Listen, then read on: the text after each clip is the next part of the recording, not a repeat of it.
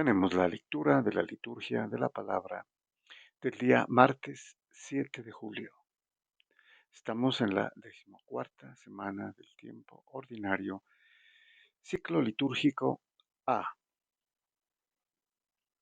Muy bien, recordamos que estamos leyendo del misal popular que edita Paulinas con base en la Conferencia Episcopal de Colombia.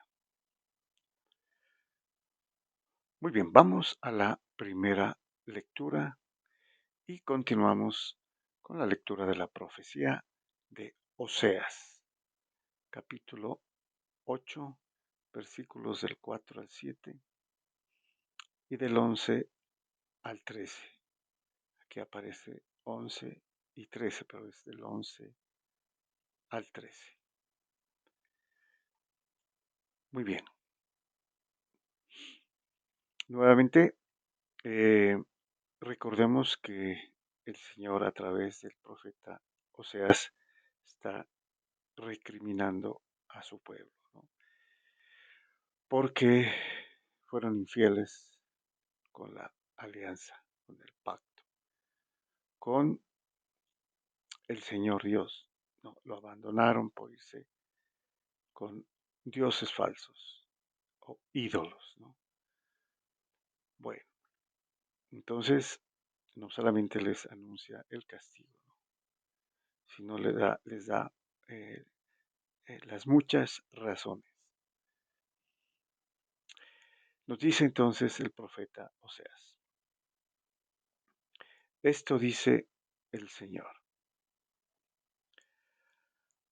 han constituido reyes en Israel sin contar conmigo, autoridades, y yo no sabía nada. Con su plata y con su oro se hicieron ídolos para establecer pactos. Tu becerro te ha rechazado, Samaria. Bueno, eh, es conocido que el reino del norte, porque aquí se está dirigiendo al reino de Israel, o sea, del norte, lo que es Samaria, ellos inmediatamente del cisma, después de Salomón, se hicieron un becerro de oro, ¿no? Eh, o lo que se llama taurolatria. Adoraban a un toro, ¿no? Y por el estilo se hicieron ídolos o dioses falsos a quienes adoraban. Bueno, como el pueblo en el Sinaí, ¿no? Cuando Moisés se demoró y ellos recurrieron a hacerse un becerro de oro. Bueno, y continúa. Mi ira se inflamó contra ellos. ¿Hasta cuándo serán culpables de la suerte de Israel?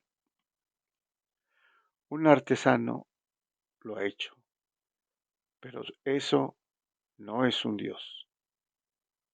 Bueno, obviamente que los ídolos, los dioses falsos, como el caso del el becerro o el toro a quien adoraban, lo ha hecho un artesano, alguien que trabaja ya sea la madera, el oro, ¿no? Y eh, es producto o una artesanía, ¿no? A la que están adorando. Por eso dice aquí, un artesano lo ha hecho, pero eso no es un Dios. Sí, terminará hecho pedazos el becerro de Samaria, puesto que siembran vientos, cosecharán tempestades. Espiga sin brote no produce harina.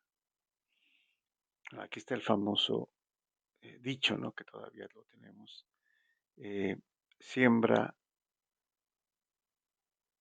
vientos y cosechas tempestades, ¿no? Bueno, eso es el producto de la maldad. se cosecharán cosas malas. Y aquí lo dice, la espiga que no brota, pues no produce harina. Y eso es lo que van a cosechar.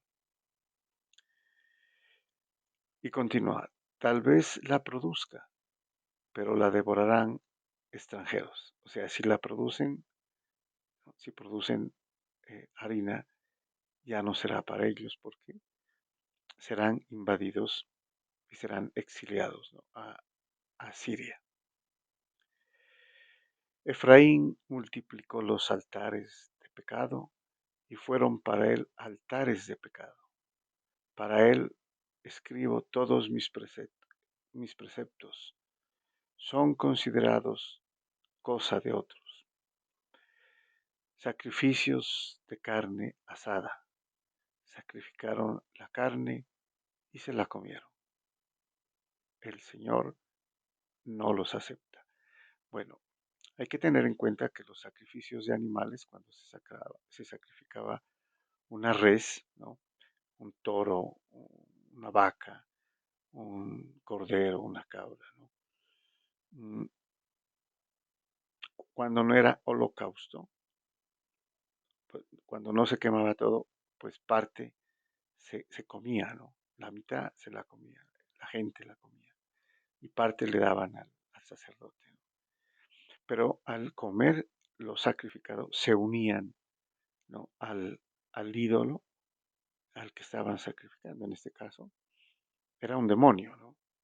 Y San Pablo lo dirá a los corintios. Cuando ustedes sacrifican a un ídolo, o sea, a un dios falso, sacrifican a los demonios y se unen a los demonios, ¿no?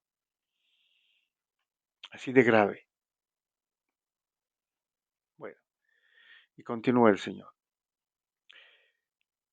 Tiene presente su perversión y castiga sus pecados. Deberán retornar a Egipto. O sea, por todos los pecados, las idolatrías, ¿no? Las infidelidades, el desprecio hacia Dios, haría que ellos retornaran a Egipto. O sea, es como el Señor se arrepintiera de haberlos sacado, liberado, ¿no? De la esclavitud en Egipto. Muy bien, pasamos al Salmo responsorial. Tenemos el Salmo 113. Aquí aparece como B, 113B, pero en realidad son dos eh, salmos, ¿no? Que aparecerían unidos, pero en realidad son dos, ¿no? Que es el 113 y el 114, y en las demás versiones, ¿no? Diferentes a la Vulgata, a la de los 70, a la Duat Reims, es el 114 y el 115. Entonces aquí sería el 114, ¿no? En esta denominación. Bueno, el responso es: Israel confía en el Señor. Bueno, entonces este también va a, a dar cuenta, ¿no? De las idolatrías cometidas, ¿no? Por el pueblo a Dios, rechazándolo, ¿no? Que era el peor pecado, ¿no? Rechazar, violar la alianza y prácticamente despreciar eh, el pacto hecho con Dios. Nos dice el salmista: nuestro Dios está en el cielo, lo que quiere lo hace. Sus ídolos, en cambio, son plata y oro, hechura de manos humanas. Pues aquí explica, ¿no? El salmista que Dios está en el cielo, no, no está aquí en la tierra, según el salmista en esa época, ¿no? Siglo séptimo antes de Cristo. Y dice, lo que quiere lo hace. O sea, es omnipotente. En cambio, los ídolos, aquí les recrimina a los judíos, perdón, a los israelitas. Luego lo hará con los judíos, ¿no? Sus ídolos son hechura de manos humanas. O sea, no son dioses, ¿no? Y sin embargo, los adoraban, cometían idolatría. Y continúa. Tienen boca y no hablan. Tienen ojos y no ven. Tienen orejas y no oyen. Tienen nariz y no huelen. Tienen manos y no tocan. Tienen pies y no andan. Que sean igual los que los hacen, cuantos confían en ellos.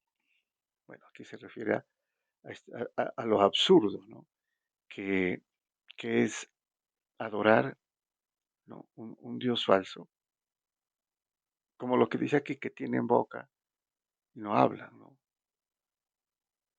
Porque son imágenes, son ídolos, dioses falsos. O sea, no son vivos, ¿no? Como Dios, el Dios vivo. Estas son hechura de las manos de un artesano. O sea, esa es la gravedad del pecado, ¿no? La insensatez, lo sin razón a lo que habían caído los israelitas. Y continúa el salmista. Israel confía en el Señor. Él es su auxilio y su escudo. La casa de Aarón confía en el Señor. Él es su auxilio y su escudo. Obviamente que aquí se está refiriendo al resto bueno, que era poco, eran pocos los que eran fieles, ¿no? ¿Sí? Entonces a estos pocos, a este resto del pueblo de Israel es a quienes, o sea, les va a cumplir las promesas hechas a los patriarcas, ¿no?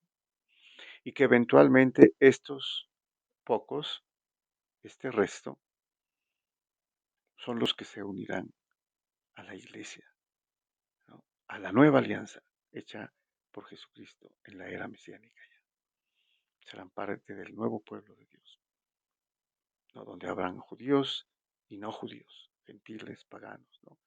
Todos los pueblos, todas las razas, todas las lenguas. Muy bien, pasamos al Evangelio, tenemos la lectura del Santo Evangelio según San Mateo, capítulo 9, versículos del 32 al 38. Bueno, el Señor Jesús entonces está haciendo esta correría, ¿no? Que inició desde el monte de las bienaventuranzas, ¿no? Y hasta este momento ha, ha hecho prodigios, ha curado, ¿no? Enfermos, leprosos, ciegos, sordos, resucitado muertos como la hija de Jairo, ¿no? El caso de la hemorroísa que vimos el día anterior. Bueno, nos dice entonces San Mateo, en aquel tiempo le llevaron a Jesús un endemoniado mudo, y después de echar al demonio, el mudo habló. La gente decía admirada, nunca se ha visto en Israel cosa igual. Bueno, o sea, ya había hecho muchos milagros, ¿no? Y lo seguía haciendo. Por eso, en este caso, en San Mateo no se da más detalles, ¿no? Solamente dice un endemoniado, o sea, ya ha exorcizado a varias personas, ¿no? Aquí le traen un endemoniado mudo, o sea, no hablaba. Echó al demonio y el mudo habló. O sea que el demonio era la causa de su mudez. Y la gente decía admirada. Nunca se ha visto nada igual en Israel. O sea, nunca, ¿no? Es la primera vez que han visto eso. ¿Por qué lo dicen? Porque seguramente les han contado también, ¿no? Sus padres, sus abuelos. Y ellos no recuerdan haber escuchado nada parecido a lo que están viendo. Lo que hace el Señor Jesús. En cambio, los fariseos decían, o sea, la gente, ¿no? La gente del común, los pobres, los humildes, los enfermos, los que están siguiendo al Señor, decían esto. Pero, en cambio, los fariseos decían, este echa a los demonios con el poder del jefe de los demonios. El jefe de los demonios es, obviamente, Satanás, ¿no? El principal en otras versiones, ¿no? O el príncipe de los demonios, el que manda, el jefe de los demonios, que es Satanás, el diablo, ¿no? Y sabemos lo absurdo de esto, ¿no? Lo dirá en los demás evangelios. Un reino dividido, o sea, el reino de Satanás dividido, pues pierde, ¿no? Sí es cierto lo que dicen aquí. O sea, es Satanás quien expulsa a los demonios. O sea, está en guerra con él mismo, ¿no? No puede ser. Jesús recorría todas las ciudades y aldeas, enseñando en sus sinagogas, proclamando el Evangelio del reino y curando toda enfermedad y toda dolencia. Bueno, aquí es importante entonces que el propósito, ¿no? De estas correrías del Señor Jesús por todas las ciudades y aldeas, ¿no? En las sinagogas era proclamar el Evangelio del reino. Entonces, no es el Evangelio en su totalidad, es específicamente el Evangelio del reino. Podríamos decir, es la buena nueva, la buena noticia sobre el reino. Ese es el mensaje, ¿no? El mensaje es que ha llegado el reino de Dios, el reino de los cielos, el reino de Jesucristo. Y ya está allí el rey, ¿no? Y ya está el inicio de la iglesia, que es el reino de Dios aquí en la tierra, cuya plenitud está en el cielo. Y además de esto, curaba, dice, toda enfermedad y toda dolencia, y expulsaba a los demonios. Esa era la señal de que el reino de Dios había llegado, lo que los judíos estaban esperando, ¿no? El pueblo de Israel en general esperaba la manifestación del Mesías, el hijo de David, el hijo del rey, que debía gobernar. Bueno, y continúa. Al ver a las muchedumbres, se compadecía de ellas, porque estaban extenuadas y abandonadas, como ovejas que no tienen pastor. Muchedumbres, bastante gente, ¿no? Y ya volvemos a decir, los pobres, los humildes, los necesitados, los desposeídos, los que no tenían más que seguir a Jesucristo, porque los demás estaban ocupados de sus bienes, de su riqueza, del poder, de la autoridad, del gobierno. Son los que siguen. Y entonces el Señor aquí dice, se compadecía, mostraba compasión, ¿no? Y dijo a sus discípulos, la mies es abundante, pero los trabajadores son pocos. Rueguen pues al Señor de la mies que mande trabajadores a su mies. Muy bien, aquí utiliza la figura de la agricultura, ¿no? eh, comparando a todas las muchedumbres que lo han seguido, ¿no? Y que lo han escuchado y que ya creen en él, como la cosecha o los sembradíos que están listos, ¿no? Que es abundante, pero no hay trabajadores que cosechen, ¿no? Que sieguen, que ajunten todo el grano, ¿no? El producido. Dice, son pocos. Entonces, rueguen al Señor de la mies. ¿Quién es el Señor de la mies? Es Dios, ¿no? Dios Padre, en este caso específicamente, que mande trabajadores a su mies. Podríamos decir aquí los primeros eran los 12 apóstoles, ¿no? Los trabajadores que ya empezaron a predicar, pero eran muy pocos. Y aquí se refiere al futuro, porque la iglesia ora, pide, suplica, ¿no? Para que Dios mande trabajadores a su mies, que son los sacerdotes, ¿no? Que se forman en los seminarios, los seminaristas, las vocaciones sacerdotales o religiosas, que son los futuros sacerdotes.